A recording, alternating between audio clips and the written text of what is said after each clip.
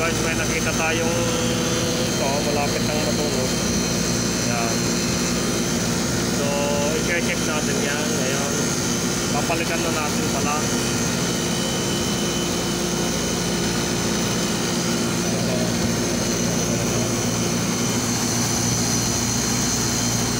Kulay green na yon, kaya malapit ng masunog yan.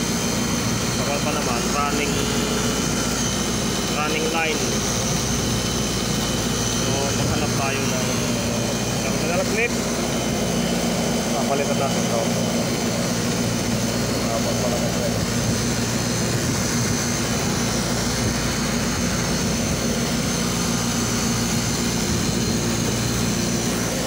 So patayin muna natin ito.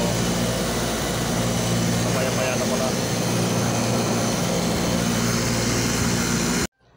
So ito guys, dinamihan na natin yung terminal clips. Ayan. Clips dahil madami na eh. Para kung masira man yung una, meron pa rin spare.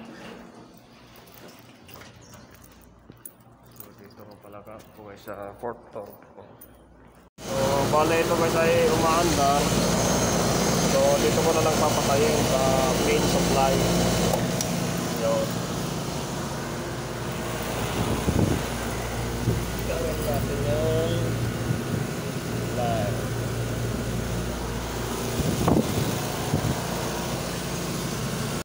So ayun guys, okay na. Ilagay na natin, hilain natin kung matibay. Ayan. Matibay. So ilagay na natin ngayon.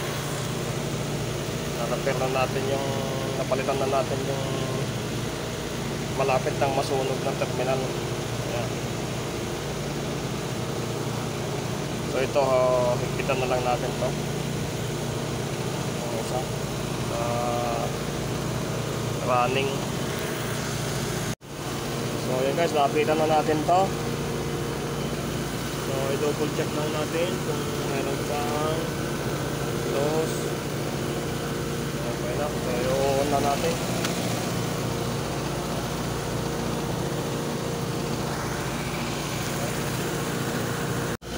Yun guys, ang taas ng amperahe 29. Eh dito 29.5. Lampas na 30. Anong nangyari diyan?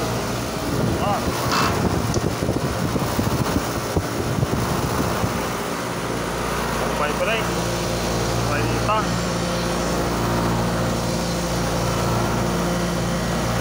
Sobrang init ang kapasitor.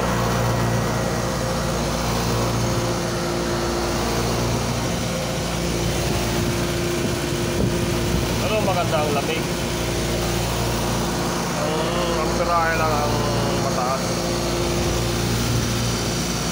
Kaya mababa naman. Okay.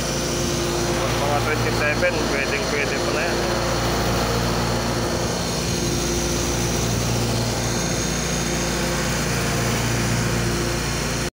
So check natin guys, dahil mataas na yung amperahe kaysa sa full load.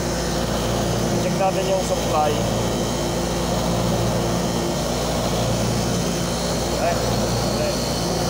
Hindi natin sa volt 216 lang oh. Kaya medyo mataas. Kung ano yan, mga 220 to 30, mga kwan lang yan, mga 27, 26. So tama lang. So sobrang ano, mag-overheat yung compressor. Mababa ang power supply. So kumpara natin tong isa, kung wala namang problema, maganda yung lamig. 30 din. Sukatin natin ang voltahe, kung ano yung supply nya. Para-parehas. 217 lang.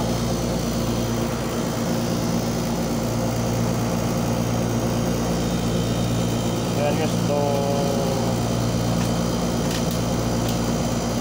mga 215 217.